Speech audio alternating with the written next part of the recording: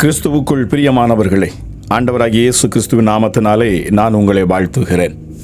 இன்றைக்கு நாம் தியானிக்கப் போவது குறி சொல்லுகிற மனிதர்களையும் குறி சொல்லுகிற ஆவிகளையும் அஞ்சனம் பார்க்கிறவர்களையும் தேவன் ஏன் வெறுக்கிறார், கடவுள் ஏன் அவர்களை அருவருக்கிறார். பிரியமானவர்களே, சில மனிதர்களோடு சில அசுத்த ஆவிகள் உறவு வைத்திருப்பது உண்டு. இந்த அசுத்த ஆவிகள் தன்னோடு உறவுள்ள மனிதர்களுக்கு பல விதங்களில் காட்சி தருவதும் அவர்கள் கேட்கும் கேள்விகளுக்கு பதில் தருவதும் உண்டு. இது அஞ்சனம் பார்த்தல் எனப்படும். இந்த அசுத்த ஆவிகள் செத்து போனவர்கள் போல நடித்து மக்களை வஞ்சிக்கும். இவைகள் எப்பொழுதும் பொய்களையே பேசும். மக்களை வஞ்சித்து அவர்களை நரகத்துக்குள்ளே தள்ளுவதே இவற்றின் முக்கிய வேலை.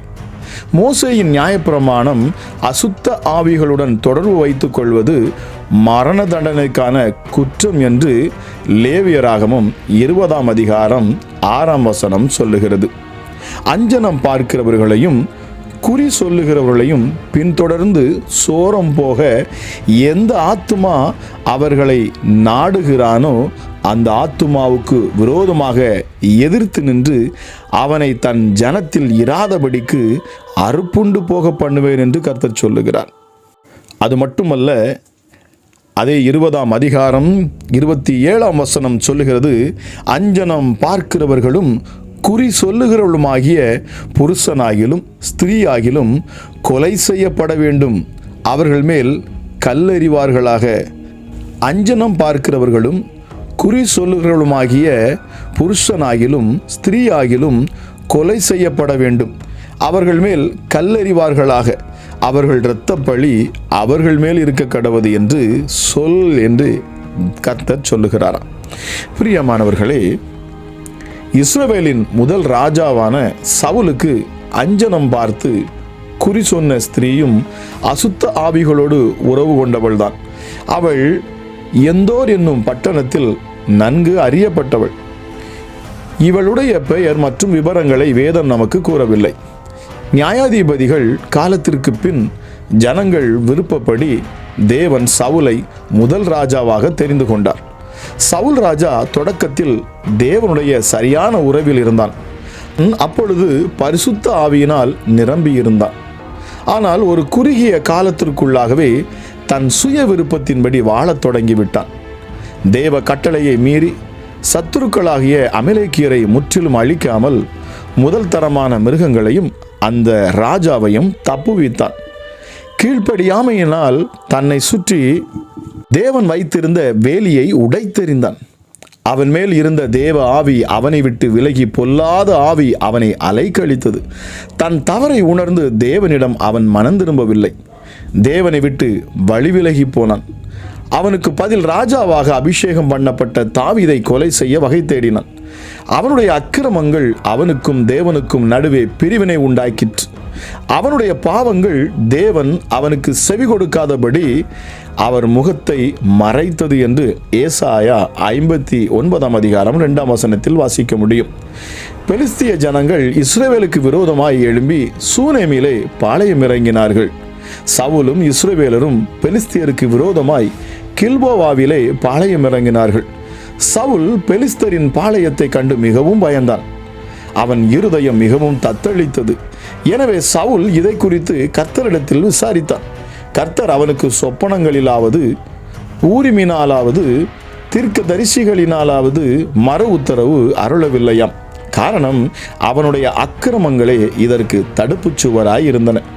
இதற்கிடையில் அவனை ராஜாவாக அபிஷேகம் பண்ணின தீர்க்கதரிசி சாமுவேலும் மரித்து போய்விட்டான். சவுலுக்கு ஆலோசனை சொல்லி வழிகாட்ட யாரும் இல்லை. நாய் தான் கக்கினதை தின்ன விரும்புவது போல சவுல் தான் விட்ட பழைய பாவத்திற்கு திரும்பினான். ஒரு காலத்தில் அஞ்சனம் பார்க்கிறவர்களையும் குறி சொல்லுகிறவர்களையும் தன் இஸ்ரவேல் தேசத்தில் இராதபடி துரத்திவிட்ட அவன் பல வருடங்களுக்கு பின்பு தன் ஊழியக்காரர் மூலம் தன்னால் துரத்தப்பட்ட அஞ்சனம் பார்க்கும் ஒரு ஸ்திரீ இஸ்ரவேல் தேசத்தில் உள்ள எண்ணோரில் இருப்பதை அவன் அறிந்தான். பிரியமானவர்களே, பெலிஸ்தரோடு தான் செய்ய போகும் யுத்தத்தில் தனக்கு வெற்றி கிடைக்குமா என்பதை அறிய தன் ஊழியர் 2 பேருடன் இன்னொருக்கு அஞ்சனம் பார்க்கும் ஸ்திரீயிடம் சென்றான். போகும்போது வேஷம் மாறி வேறு வஸ்திரம் தரித்து ராத்திரியிலே போனானாம். சவுல் அவளிடம் தனக்கு அஞ்சனம் பார்த்து குறி சொல்லி தான் சொல்லுகிறவனை உயிரோடு எழுப்பி வரச் செய்ய வேண்டும் என்று கேட்டான். சவுல் மாறு வேடத்தில் வந்ததினால் தன்னிடம் அஞ்சனம் பார்க்க வந்திருப்பது சவுல் ராஜா என்பதை அவள் அறியவில்லை. அதற்கு அவள் சவுல் அஞ்சனம் பார்க்கிறவர்களையும் குறி சொல்லுகிறவர்களையும் தேசத்தில் இராதபடிக்கு துரத்தி விட்டதை நீர் அறிவீரா என்று அவரிடத்திலே கேட்டாளாம். என்னை கொன்று போடும்படி என் பிராணனுக்கு கண்ணி வைக்கிறது என்ன என்று கேட்டாள். அப்பொழுது சவுல் தான் சவுல் என்பதை அவளிடம் அறிவிக்காமல், இந்த காரியத்திற்காக உனக்கு பொல்லாப்பு வராது என்பதை கர்த்தருடைய ஜீவனை கொண்டு சொல்லுகிறேன் என்று அவளுக்கு கர்த்தர் மேல் ஆணையிட்டான். எந்த முறையிலாவது கர்த்தரின் சித்தத்தை அறிந்து கொள்ள வேண்டும் என்று விருப்பப்பட்ட சவுலால் அப்படி அறிந்து கொள்ள முடியவில்லை. எனவே கர்த்தரின் கட்டளையை மீறி மரித்த மனிதர்களின் ஆவியுடன் பேசக்கூடிய பெண்ணை நாடிச் சென்றான். அவள் மூலம் கர்த்தர் தன்னை என்ன செய்ய சொல்லுகிறார் என்பதை அறிய முயன்றது தேவனுக்கு எதிரான அருவருப்பான செயலாகும் என்று 20:27 நம்மால் வாசிக்க முடிந்தது. உபாகமம் 18ஆம் அதிகாரம் 10-11 சொல்லுகிறது, தன் மகனையாவது தன் மகளையாவது தீயை கடக்க பண்ணுகிறவனும் குறி சொல்லுகிறவனும் நாள் பார்க்கிறவனும் அஞ்சனம் பார்க்கிறவனும் சூனியக்காரனும் மந்திரவாதியும் சன்னதக்காரனும் மாயவித்தைக்காரனும் செத்தவர்களிடத்தில் குறி கேட்கிறவனும் உங்களுக்குள்ளே இருக்க வேண்டாம்.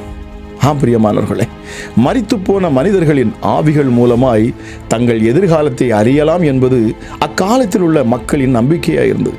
இது கர்த்தரின் விருப்பத்திற்கு மாறானதாகவும் இருந்தது. இது கர்த்தருடைய விருப்பத்திற்கு எதிரானதாக இருந்தது. பிரியமானவர்களே, தேவனாகவே இப்படிப்பட்டவர்களை அவர் அருவருத்தார். அவர் அவர்களை வெறுத்தார், அவர்களை சபித்தார். பிரியமானவர்களே, சவுல் இவர்களுக்கு பொல்லாப்பு வராது என்ற உத்தரவாதத்தை கர்த்தர் பேரில் ஆணையிட்டு கொடுத்ததால் இவள் சவுல் கேட்டபடி சாமுவேலின் ஆவியை எழும்பி வர சம்மதித்தாள். அவள் சாமுவேல் போன்ற ஆவியை கண்டவுடன் உரத்த சத்தத்துடன் சவுலை நோக்கி பயந்து போய், என்னை ஏன் மோசம் போக்கினீர் என்று கேட்டாள். மிகுந்த பயம் அவளை ஆட்கொண்டது. பயத்தினால் நிறைந்திருந்த அவள் அப்போதுதான் தன்னிடம் அஞ்சனம் பார்க்க வந்தது சவுல் ராஜா என்ற உண்மையை அறிந்தாள். சவுலிடம், நீர்தான் தேசத்தில் அஞ்சனம் பார்க்கிறவர்களை துரத்தி விட்டீர், அஞ்சம் பார்ப்பது தவறு என்றுதானே துரத்தினீர், இப்பொழுது நீரே இந்த காரியத்திற்கு உடன்பட்டது ஏன் என்று மறுப்பு தெரிவித்து அவனை திருப்பி அனுப்பியிருக்கலாம். ஒருவேளை சவுல் அப்படி திரும்பி சென்றிருந்தால் தான் செய்த பாவங்களுக்காக கர்த்தரிடம் மன்னிப்பு கேட்டு தனக்கும் கர்த்தருக்கும் உள்ள உறவை சரிப்படுத்தி இருப்பான். காரியம் நன்றாய் முடிந்திருக்கும். ஆனால் அவளுக்குள் இருந்த அசுத்த ஆவி சவுலை தவறான வழியில் நடத்த அவளுக்கு உந்துதலாயிருந்தது. சவுல் தன்னை நாட்டை விட்டு துரத்திய பின்னும் அஞ்சனம் பார்க்கும் தொழிலை தொடர்ந்து செய்திருப்பாள் போலும். மிகுந்த பயத்தினால் நிரம்பி பதறி போய் இருந்த அவளிடம் சவுல் பயப்படாது என்று சொன்னான். சாமுவேல் மூலம் அவனையும் இஸ்ரவேல் ஜனங்களையும் போர் வீரர்களையும் கர்த்தர் பெலிஸ்தீரின் கையில் ஒப்புக் கொடுப்பார் என்று கேட்டபோது சவுலுக்கு அதிக பயம் உண்டானது. தான் போரில் மாண்டு போவோம் என்பதை அறிந்த அவன் திகிலடைந்து நெடிதாங்கிடையாய் தரையிலேயே விழுந்தானான். மேலும் நாள் முழுவதும் சாப்பிடாமல் இருந்த அவன் மிகவும் பலவீனமடைந்தான். அதிக பயத்தோடும் பலவீனத்தோடும் கலக்கத்தோடும் இருந்த அந்த ஸ்திரீ, உமது அடியாள் என் பிராணனை பெரிதாக நினைக்காமல் உமக்கு கீழ்ப்படிந்தேன், இப்போதும் உமது அடியாளின் சொல் கேட்டு சாப்பிட்டு விட்டு போக வேண்டும் என வருந்தி கேட்டுக்கொண்டாள்.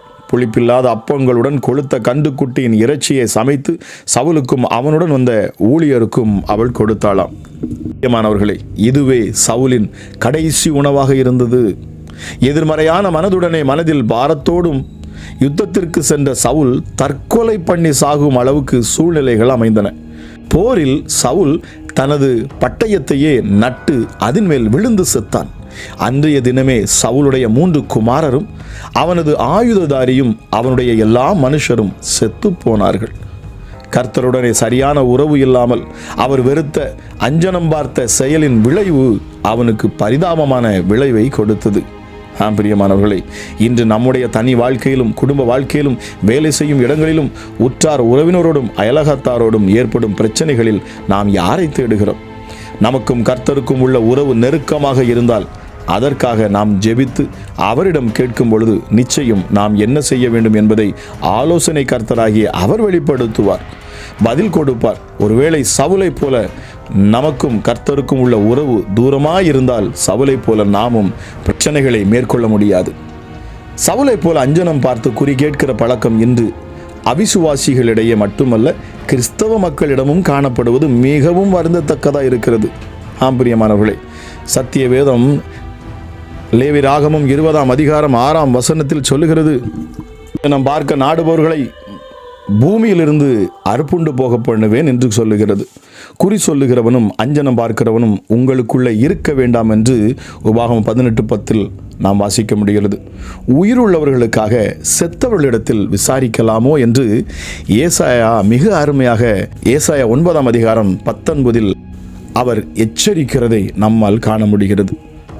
மனாசே ராஜா தன் ஆட்சி காலத்தில் அஞ்சனம் பார்க்கிறவர்களையும் குறி சொல்லுகிறவர்களையும் தன்னிடத்தில் வைத்து கர்த்தருக்கு கோபம் உண்டாக்கினானா. இதை 2 ராஜாக்கள் 21:6 சொல்லுகிறது. எனவே கிறிஸ்துவ விசுவாசிகள் அஞ்சனம் பார்ப்பது கர்த்தருக்கு கோபம் உண்டாக்கும் என்பதை நாம் மனதில் கொள்ள வேண்டும். மேலும் கிறிஸ்தவர்கள் தங்கள் பிள்ளைகளுடைய திருமணத்திற்கு நாள் குறிப்பிடும் போதும், புதிதாக கட்டியதை பிரதிஷ்டை பண்ணும் போதும், பள்ளி கல்லூரிகளில் தங்கள் பிள்ளைகளை சேர்க்கும் போதும் நாள் நேரம் பார்ப்பது வருந்தத்தக்க ஒரு காரியமாக இருக்கிறது.